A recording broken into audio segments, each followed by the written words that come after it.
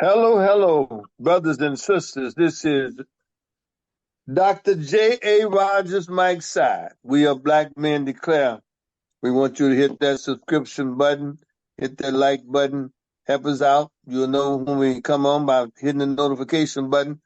We've got some very powerful young men with us today. I say young, but they're covered by several decades. But we have Dr.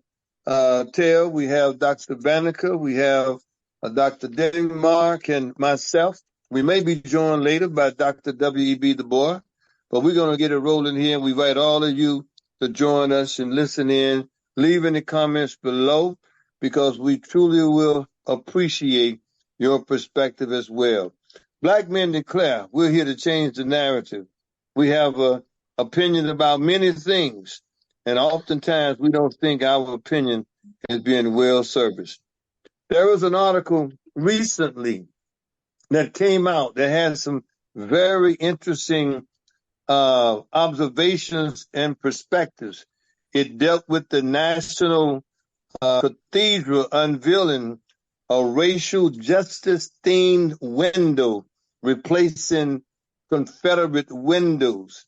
And so there are some who think, feel, and believe that that's a good thing to do, is to begin to replace some of the systemic and racist themes that have been hidden right in front of our eyes.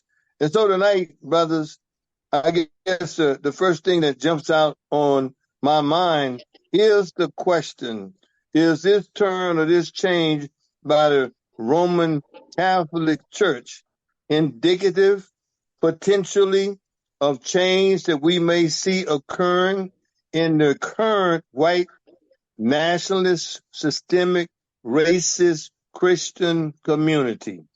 Be very interested in your comments and your perspectives tonight. Your mics are open.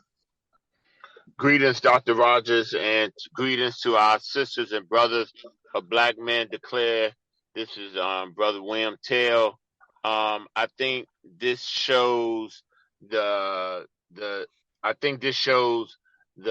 mindset of those who are of the Catholic faith and of those who are predominantly white. I think that they are coming to the realization that they have to acknowledge the times of slavery, and they can no longer justify lifting up these people who were a part of slavery and who fought for slavery. It is very interesting that these are now this light. I mean, these windows have been was replaced with imagery of slavery and imagery of people of color coming up and materializing and coming to a place of out of slavery. I think it is a great ideal. I think that we are to applaud and hope that more religions, more different types of faith will come and join this Catholic Church. I will tell you, being in the nation's capital, that this is the largest Catholic Church in Washington, D.C. So it means a lot to have these windows be changed. Greetings, my brothers. Ben Banneker here. I was born a young black man. I was baptized a Catholic. I witnessed Catholicism through my 20s and 30s. And at that time, I saw the light. I saw lies. I saw manipulation. I saw a change in mankind. The Catholic Church, in my opinion, Ben Banneker, a very manipulative, very Gothic kind of religion, and it's all about mind control, brainstorming, and putting self last and putting the Catholic Church first. And I remember as I grew through my 30s and on that I finally got educated about world religion. And one of the facets of world religion for me is that we, the people of God, are the church. I saw so many times in looking at my history of Catholicism, not realizing that some of the Catholicism that they were implying and some of the borders that they imply of slavery, churches were built on minds of past slaves in the basements. The Catholic Church is as demonic as any other church that I know of because it lies so much to you that they want to tell you what to think, tell you what to say, memorizing your doctrines and your principles and petitions. I welcome any opportunity and every opportunity to expose the Catholic Church. The Southern Baptists. Are you saying, brother, this is a good thing they have done or a bad thing? They made a change that was some perceive as being a positive change. Are you not granting them that that reality? Not at this time. I think there's a lot more change that needs to happen. But again, as it is Oh, written, change comes only by small steps. And this was a small step, is a small step. So I'll say yes. I'm sorry, I inferred that it was not a tremendous change. But I'll digress and say it's a start. You have to well, start somewhere. we Peace, family. appreciate that, my brother. Come on, my brother. Come on, Denmark. Peace, family. It's Denmark. Good to be on this episode, my brothers, in this fight for truth, freedom, justice, and equality. It's amazing that it's with the windows because windows represent the outside, being able to see from the outside, or being able to see from the inside to the out. But we changing windows doesn't affect what's in the heart, what's in that concealed heart. And you could put up all the black faces and portraits of slavery, but if you don't have a change in policies as it relates to blacks across the world, then you just putting up some nice windows, some windows that may be worth millions of dollars. So I don't give too much credence in that until I see some policies from the Catholic Church. Now, there are Catholics. We know one, Father Flager up in Chicago, who does great things and his Catholic church is full of black people. So we see him, but we also see how they came against him for doing things for the black community. The Catholic Church I'm talking about, and some of the priests and bishop, whatever they call the high-ranking officials above the local priests, but they're just symbols. And as a black American or a black person in this world, I'm tired of symbolism. I'm tired of everybody giving us symbolisms and thinking that somehow that's supposed to change 400 to 500 years worth of travesty and how it impacted our families. Now, if you want to really make some change, take that money that the Catholic Church raised and put into black businesses. put it into the black community so we could circulate our money more. So that's just me, just my opinion.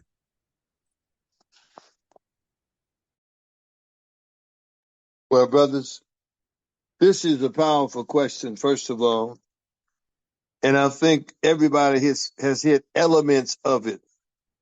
At the end of the day, when the window is not clear, it's like the same cube windows you see sometimes in bathrooms. It's a window, but it's not really a window. It's not really a window to the soul. I think that's what Denmark is saying, is that you still have the ability to say you have a window, but can nobody see through it. If you ever looked at those cubes, you can see a light sometimes, but you really can't see through them.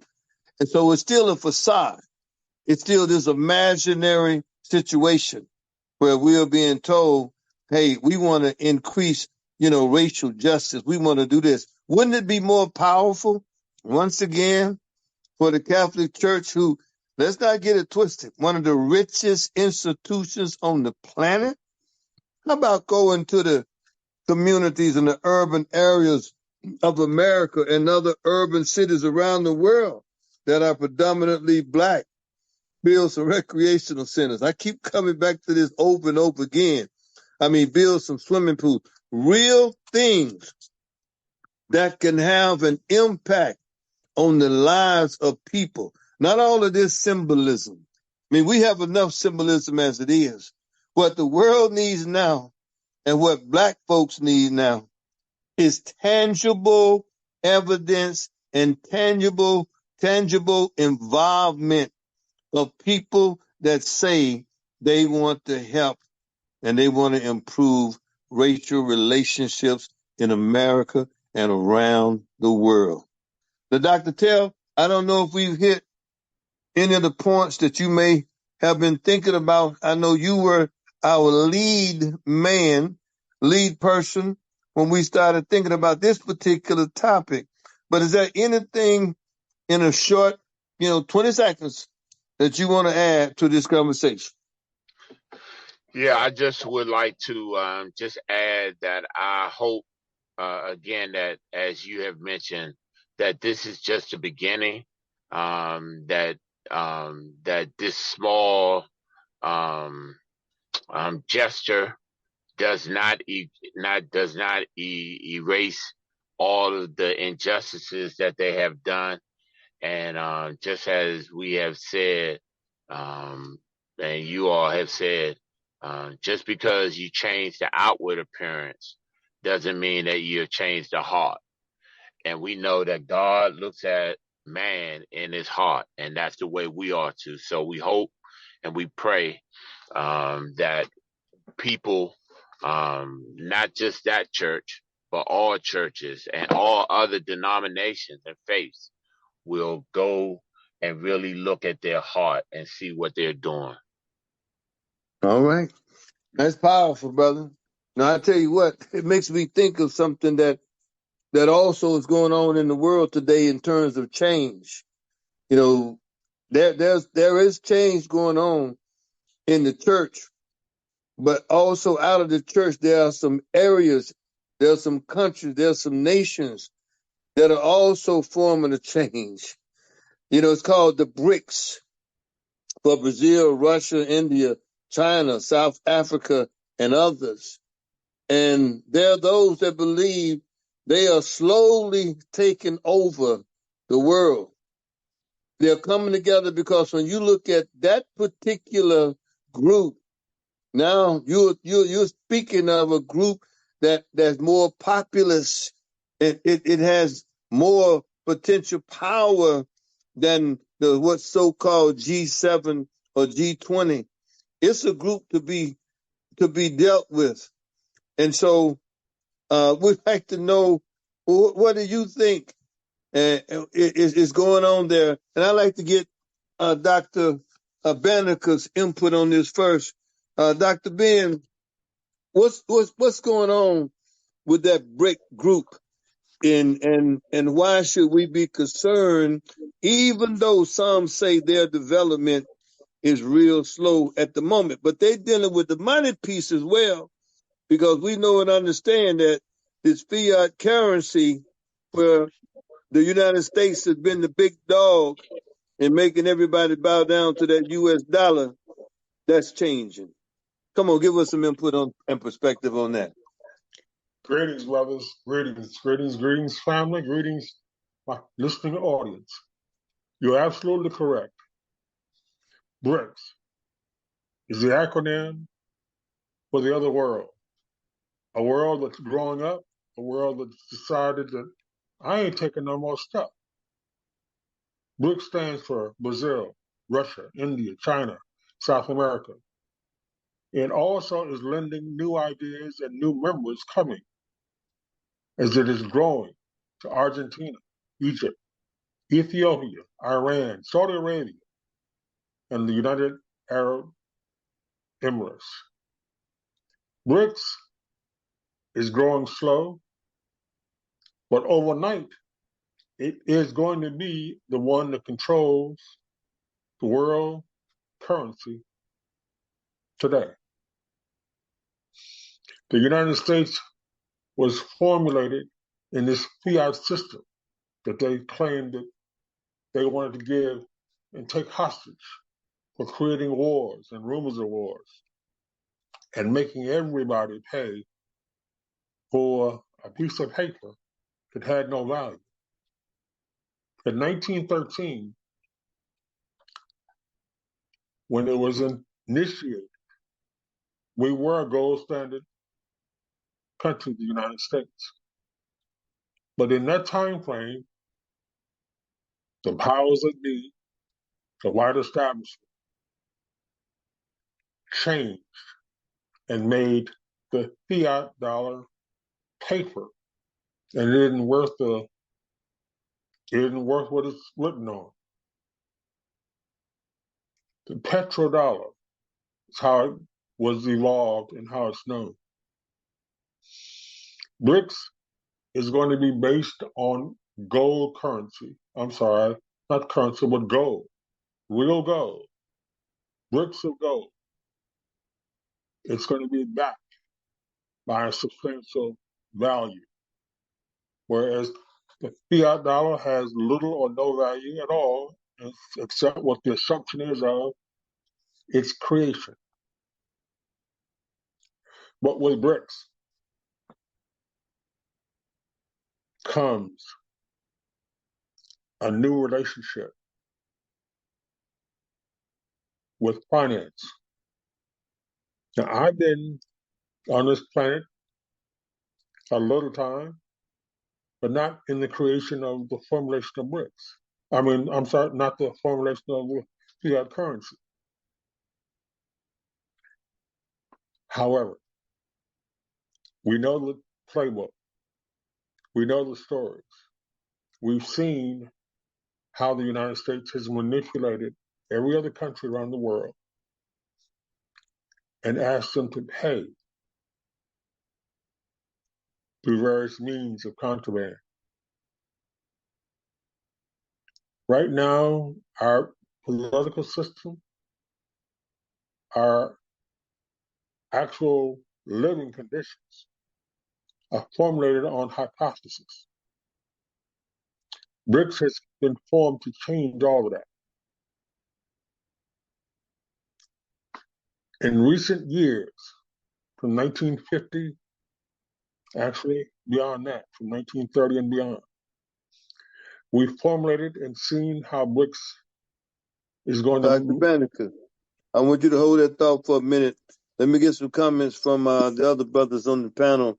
Dr. Tell, do you think this BRICS thing is going to change? What kind of change is it going to have on the world if the fiat dollar, U.S. dollar, is no longer not only the global reserve currency, but if these other nations now are handling business transactions in their own currency, not going to the so-called theoretical porter or the SWIFT management system that's been in place for now over 100 years. What's your thoughts on that? Just as you all were talking and as we have studied, I am I would say for real, I am perplexed because when you look at the currency and when you look at these systems that are now coming up against America or United States, I am and I live in the United States. So theoretically, what they're saying is that they're going to come and make my dollar bill worth nothing. Now, I can deal with that in two ways. Either I can go and hide and fight back, or I can diversify. And my comment would be that we need to really consider about diversifying and making sure that we have currency or we have funds and other forms of currency. We have talked about buying gold. We have talked about buying silver. We have talked about buying crypto currency. And all of those other forms really need to be considered when we are looking at now being, for the lack of a better word, being pushed out of the game. Because when you think about it, the only people it's us, and when I say us, it's going to be the United States, Canada, and South America against everybody. And I think we are outnumbered. So I am going to start looking and making sure that I look into other forms of currency, and that would be, I guess, my recommendation and what I think about as far as being having this BRIC system realized. Denmark, do you think we're really ready for a change? Not only America, but citizens in America, and specifically Black folks in America.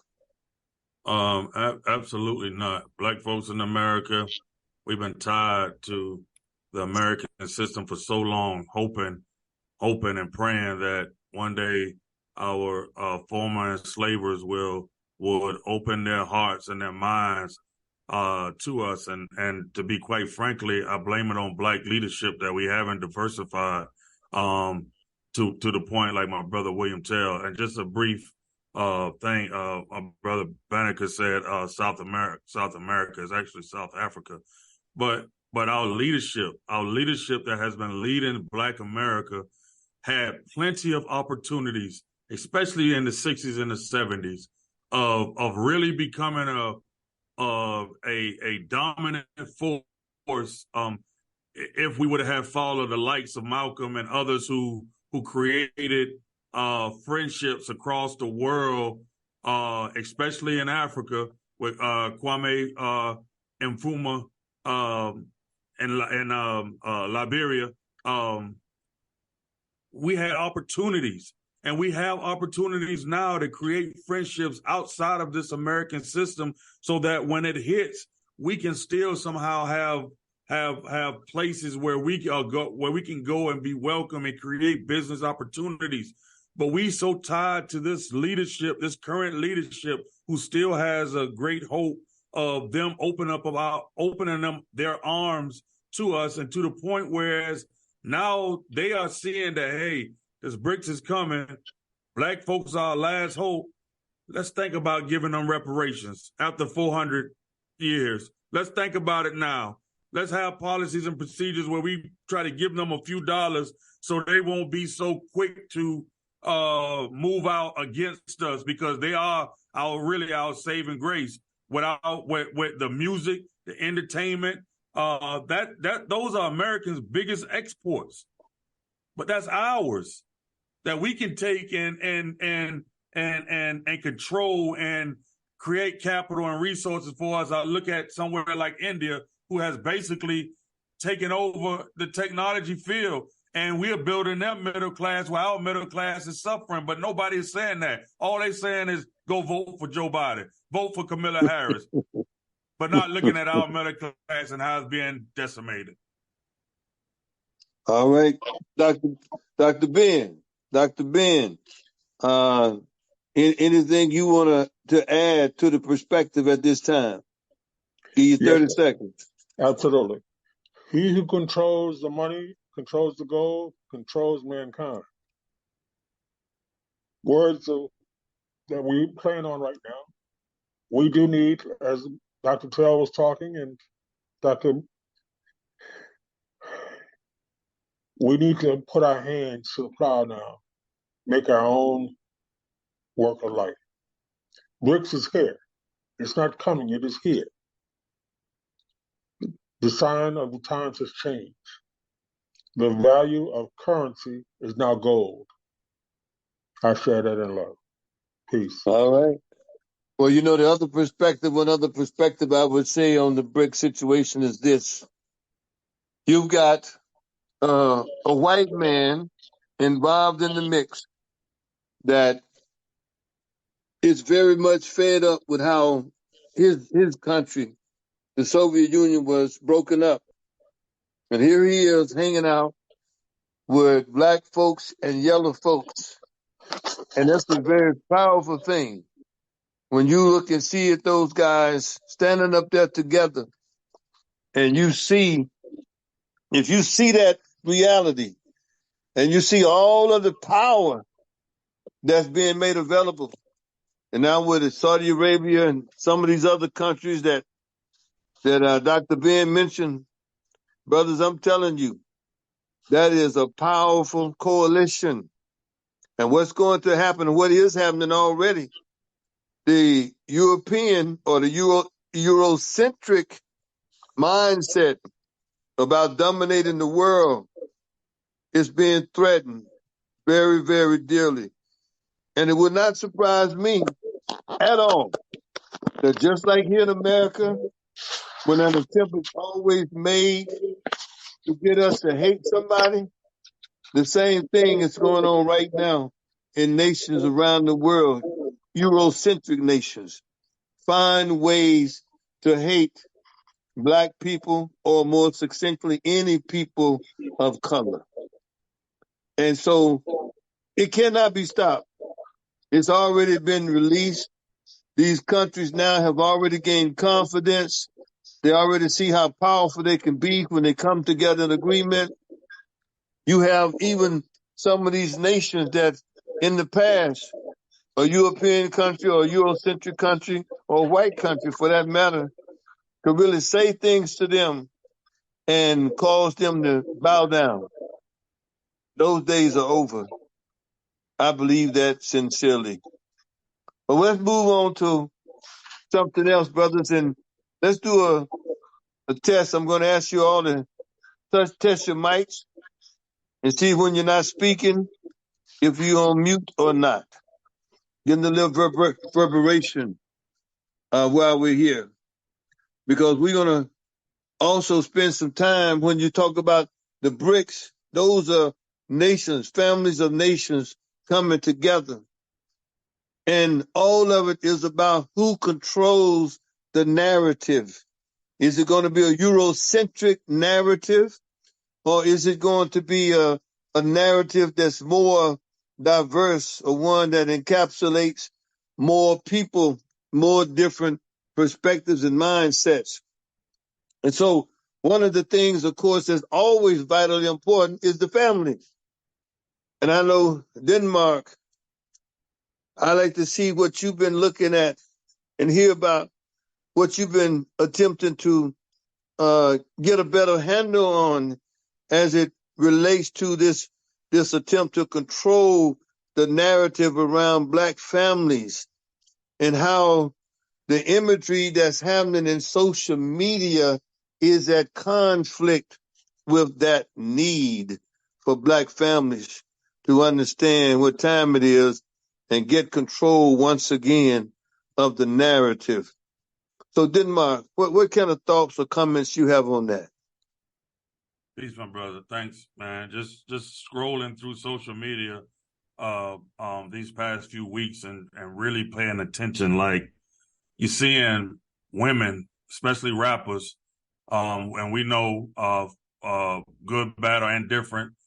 A lot of the rappers or entertainers, they're always going to be promoted as the as the face of the black man and woman in America.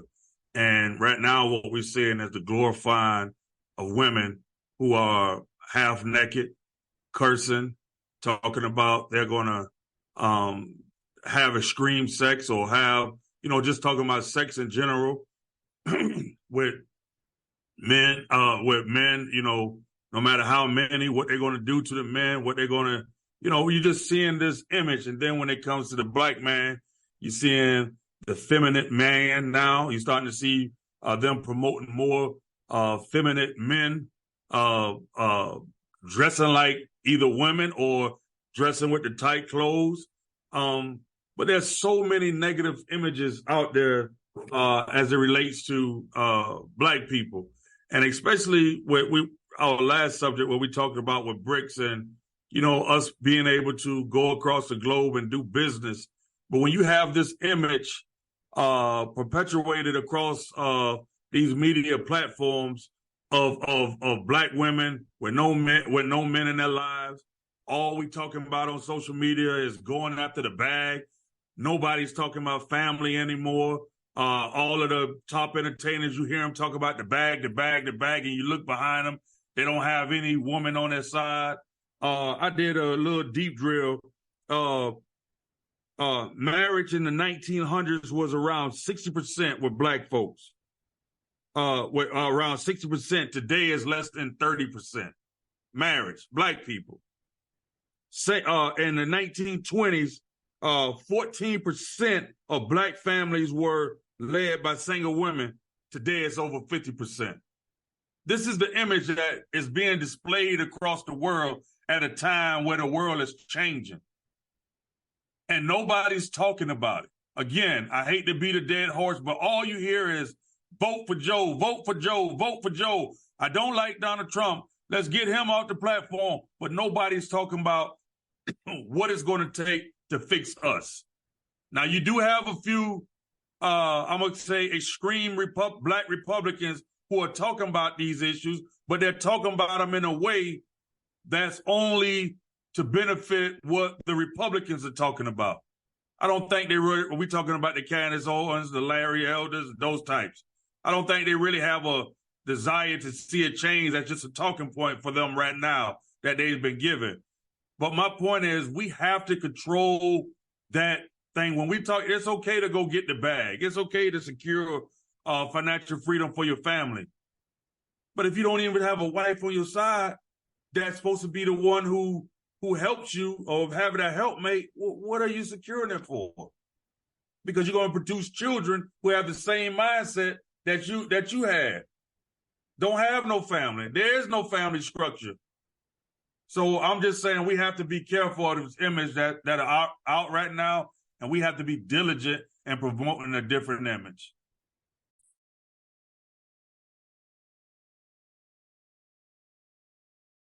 You're on mute, Rogers. Dr. Ben, what's your take on this? You in agreement with Denmark? You think he's out in left field, or you in agreement on no, his he's position? not in left field. He's not in left field. I'm in agreement with it. I am in total agreement with it. We need to strengthen our family unit as Black Americans, as Black people. I don't care what country you're in now. We need to come to the Father and stand for what is real, what is worth, and support our family and support each other. I say that in peace. All right, beautiful. Dr. Tell, what's your take? Yeah, I think that the only way that we are going to bring back the family structure is to, one, each person has to take accountability in teaching their own families. I think for such a long time, we have allowed the government, we have allowed the school system to teach our children, and they have succumbed to what they were taught instead of we knowing the truth, we teaching the truth, and we teaching it to our young. When we get to that place, I think that we'll be able to turn around the way that we are going as far as being disrespectful to each other, then being disrespectful to ourselves, and then not upholding the family structure. Not even in the church can the family structure hold up anymore when you have a great percentage, 60 or more percent in church marriages are ending in divorce. So you can't just say it's happening in the world, but it's happening in the church and in the world. So my ideal, my solution is, let's take accountability. Let us teach our own children. Let us come together and teach our children. Then we'll be able to then possibly see a change in direction. I would agree with you 100%. I'm in full agreement. I'm in so much agreement that I want to quote some people. This was a book. Some of you have heard this book before. The Endangered Black Family, Coping with the Utilized Sexualization and Common Extinction of the Black Race, written by Dr. Nathan Hare, PhD, and Julia Hare, MMED, in 1984. And what Denmark brought up, and then Dr. Ben, and of course Dr. Tail, I just want to read some of the headings that's in the book, some of the chapter headings. Feminist hype, the emergence of white bourgeoisie, women as sexual pioneer and liberator. Blueprint, part 2, blueprint and program for genocide. The utilized sexualization, the federal government's program of black genocide. The rise of homosexuality and diverse alternatives to matrimony.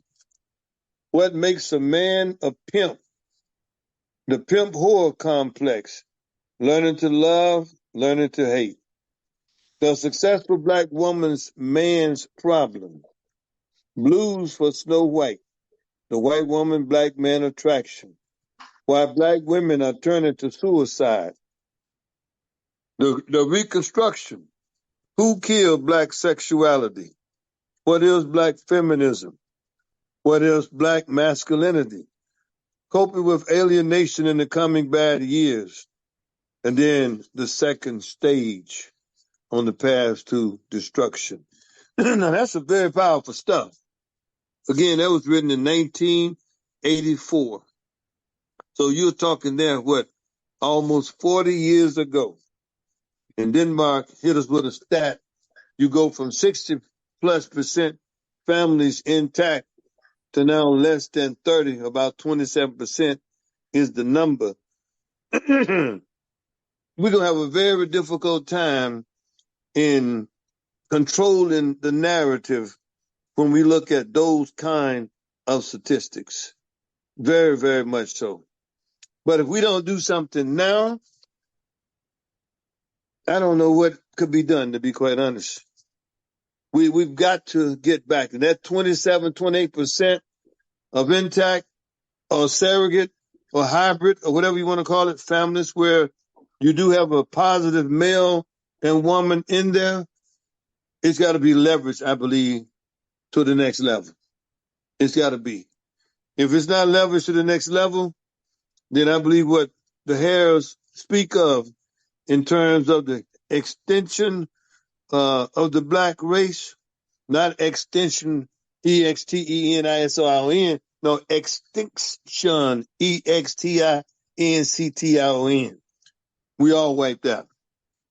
But I want to ask you, then, Mark, we kind of broad, somewhat moving down a pathway, but this is such a powerful subject matter.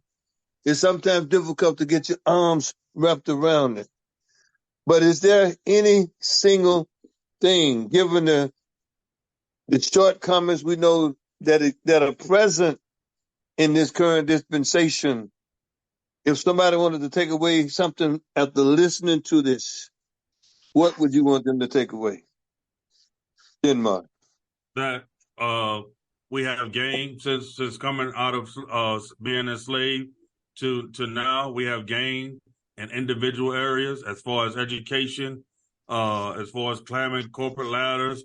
We have gained in a lot of individual statistics, but the number one statistics that we that always held us down and will help us get over bridges and hurdles was the family. And we have lost that.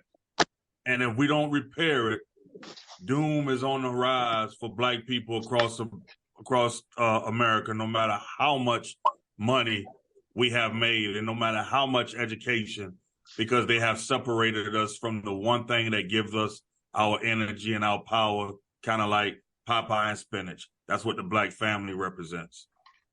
Peace. The great analogy, Popeye spinach. And I want to leverage a little bit about what you're saying there. There's an example that I want to use. That example was a recent picture after a tournament win by Tiger Woods' young son, Sam, 14 years old, I believe, won one of these junior tournaments that Tiger Woods used to dominate. Tiger Woods, the golfer. Tiger Woods, who called himself Kablasian, part Caucasian, part Black, part Asian. And in this one photo, he's embracing the son and telling the son, well done. And the article, of course, goes on to speak about, how it's been a struggle, but at the same time, the level of satisfaction Tiger seems to be getting out of seeing his son do what he claims that he didn't do at 14. Now, we don't know if that's true or not true because Tiger was a child prodigy, at 3, 4 years old on the Ed Sullivan show, hitting golf balls and all the nine. But I think it dovetails to what Denmark was saying about family. Now, we know Tiger went through some issues, some challenges, and got accused of doing a bunch of things with sex with a whole bunch of women, lost his focus right after his father died and all of that. And after he lost his focus, after his father died, he seemed to go in the tank, seemed to lose focus, lose direction, and we saw why now. He was hanging out and laying with all of these women. But now he seems to be putting his life back together by focusing on what? Family. His daddy had a situation where he was married once, got married again, and Tiger was the result of that. And because of his love of golf, Tiger's father, Tiger got into it tagging along, and now he's got a son that I'm sure he must be awful proud of, but I'm sure also trying to do some of those same things that his father did to him. And we all know Tiger's father was very tough on him. And we didn't see so many images early on when Tiger was playing where his father would really give him the benefit of the doubt. But I like to get from you brothers a real simple perspective, I hope, but it's a deep perspective as well. Is this not a beautiful expression of love and admiration when we can see a father and a son embrace and to not be a subject or an object of anything about any kind of homosexuality or nothing. It's just a love that someone has for their son, and that's all it is. I'd like to hear your comments, your mic. We want to start with you, Dr. Ted. Yeah, I would definitely say yes.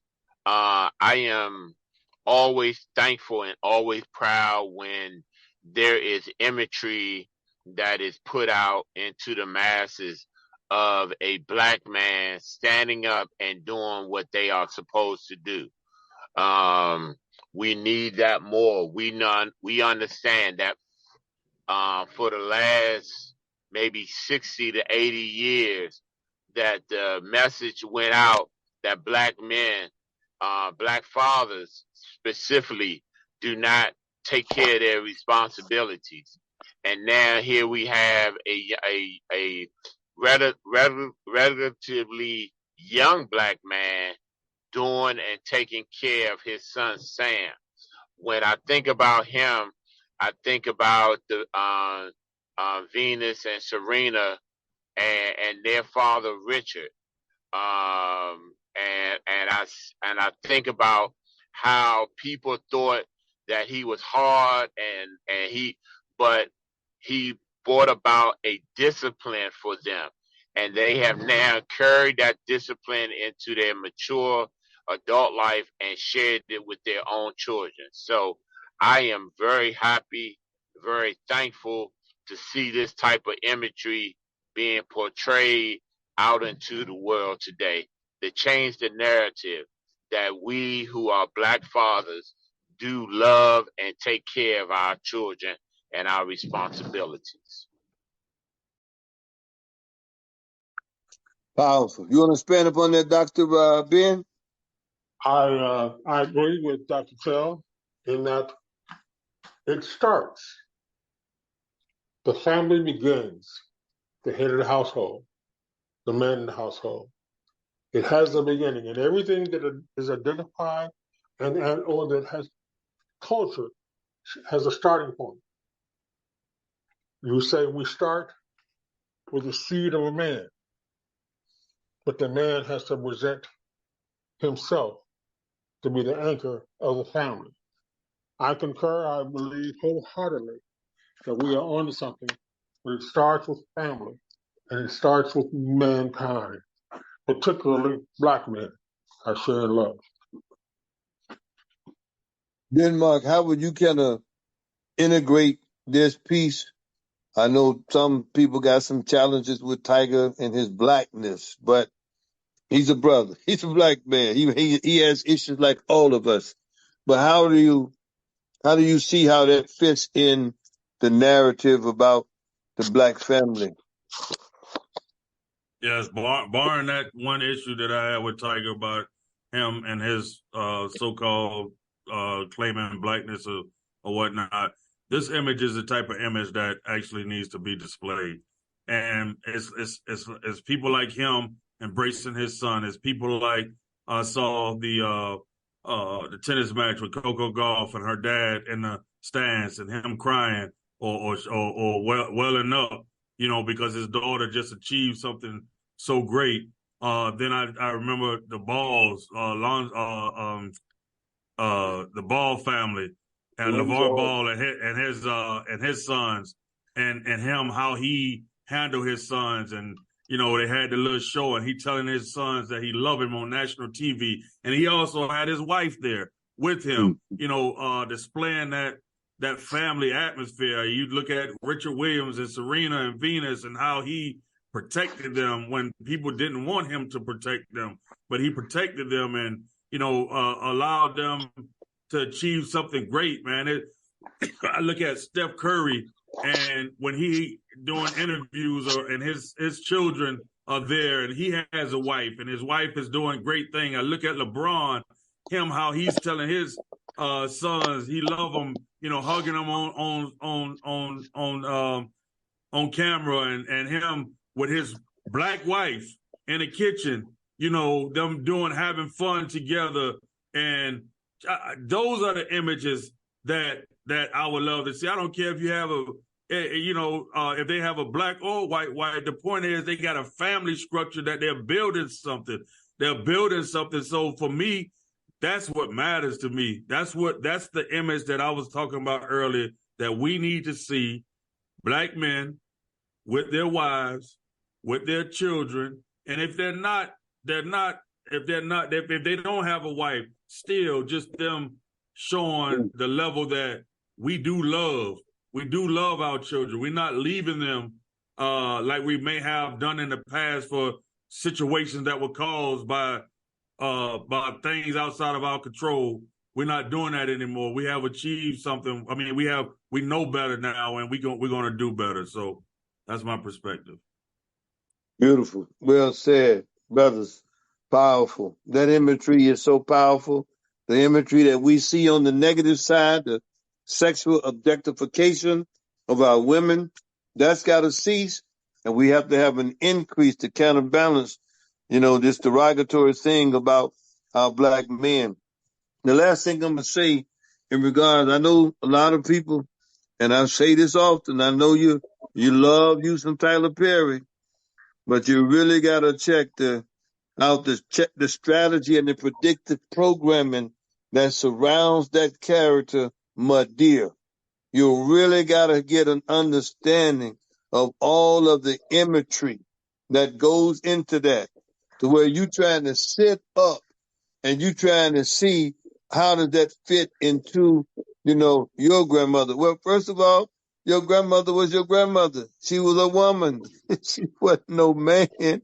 She, and that feeds into this thing that we've heard so much about black men being forced to wear dresses. That'll be a subject we'll deal with another time.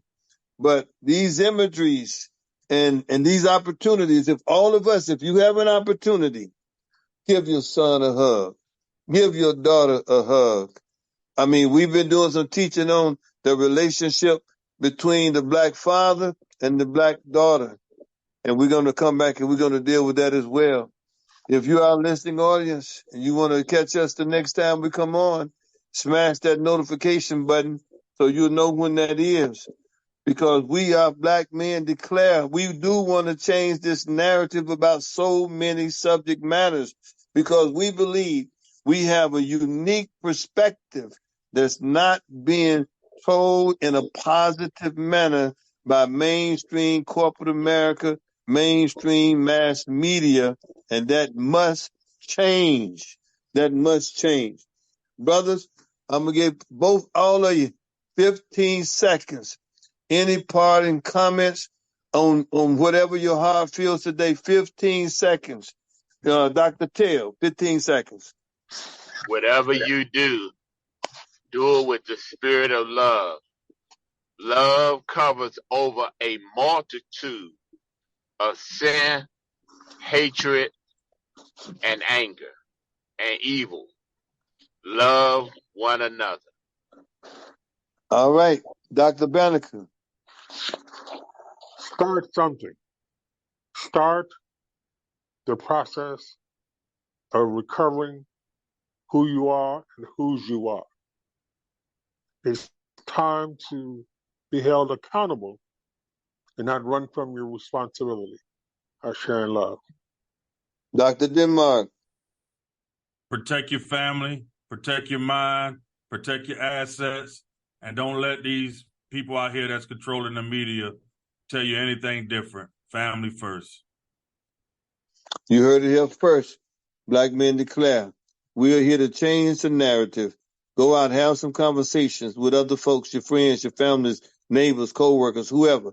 But by all means, expand that cognitive understanding. We're going to be, again, hit that notification button, smash it, as we said before. But by all means, share this with someone else. And when you go out and share, do it as all the brothers have shared in summation here tonight. In peace and love. J.A. Rogers, Mike Side. Till next time.